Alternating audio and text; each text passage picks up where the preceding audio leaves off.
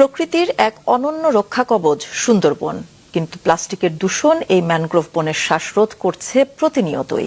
পর্যটন মৌসুম শেষে বন যখন অনেকটা নিস্তব্ধ, ঠিক তখনই একদল স্বেচ্ছাসেবী চেষ্টা চালিয়ে যাচ্ছেন বনের ক্ষত মুছতে। বনের বাস্তুসংস্থান রক্ষার পাশাপাশি বন নির্ভর হাজার কোটি টাকার পর্যটন শিল্পকে টেকসই করতে তাদের এই লড়াই।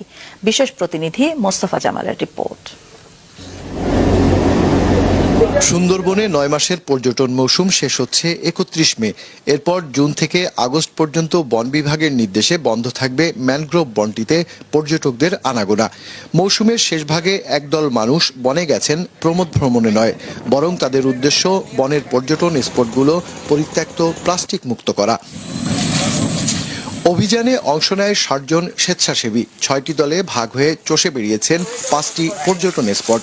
বিক্ষিপ্তভাবে ছড়িয়ে ছিটিয়ে থাকা পরিত্যক্ত পলিথিন ও প্লাস্টিক সংগ্রহ করেছেন প্রথমে, তারপর বস্তাবন্দি প্লাস্টিক বর্জ্য নিয়ে আসবেন খুলনায়। উদ্দেশ্য এমনটাই। এটার মাধ্যমে আমরা জানান দিতে চাই যে আমরা সুন্দরবনকে ভালোবাসি, সুন্দরবন আমরা পরিষ্কার রাখতে চাই। আমরা চাই সুন্দরবন বেঁচে থাকুক, সেই সাথে আমরাও পর্যটন শিল্পকে সুন্দরবনের সাথে বাঁচিয়ে রাখতে পারি। অধিকাংশ ময়লাই হচ্ছে উপকূলীয় অঞ্চলের, টুরিস্টদের ময়লা আমরা সেরকম উপলব্ধি করছি না কিংবা দেখছি না। দিন দিন পরিধি বাড়ছে সুন্দরবন কেন্দ্রিক পর্যটন শিল্পের। জাহাজ সহ এই শিল্পে বিনিয়োগ হাজার কোটি টাকা ছাড়িয়েছে। কর্মসংস্থান হয়েছে অসংখ্য মানুষের। ট্যুর অপারেটরদের সংগঠন টুয়াস সুন্দরবনকে পরিচ্ছন্ন রাখতে গত ২ বছর ধরে চালিয়ে যাচ্ছে এই ব্যতিক্রমধর্মী উদ্যোগ। পর্যটন মৌসুমের শুরু ও শেষে বন বিভাগের সহায়তায় করছেন পরিচ্ছন্নতা অভিযান। যেমন একটা ছোট জাহাজে মিনিমাম ৪ থেকে ৫ জন, একটা বড় জাহাজে ২০ থেকে ২২ জন, ২৫ জন স্টাফ কোনো জাহাজে লাগে। এই সুন্দরবন কেন্দ্রিক আমাদের যে অর্থনীতি বা আমাদের যে কর্মসংস্থান, এটা একটা বড় একটা অংশে সাথে জড়িত। সিপারেট একটা মন্ত্রণালয় চাই, একটা টেবিলে বসেই ঠিক আছে আমরা ট্যুরিজমের সমস্ত সমস্যার সমাধান করতে চাই।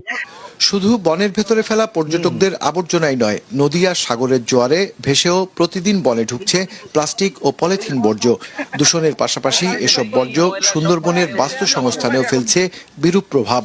ইকো ট্যুরিজম মাস্টার প্ল্যান এবং নেচার বেসড ট্যুরিজমকে সাস্টেন করার জন্য এবং আরো কোথাও কোনো যদি দুর্বলতা আমাদের থাকে আমরা সেটিকে ওভারকাম করার জন্য আমরা কিন্তু কাজ করে যাচ্ছে, সরকার কাজ করে যাচ্ছে।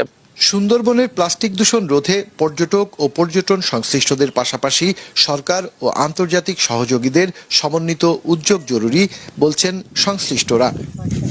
মোস্তফা জামাল, মাছরাঙা সংবাদ, খুলনা। বাংলাদেশের নারীর প্রতি সহিংসতা উদ্বেগজনক হারে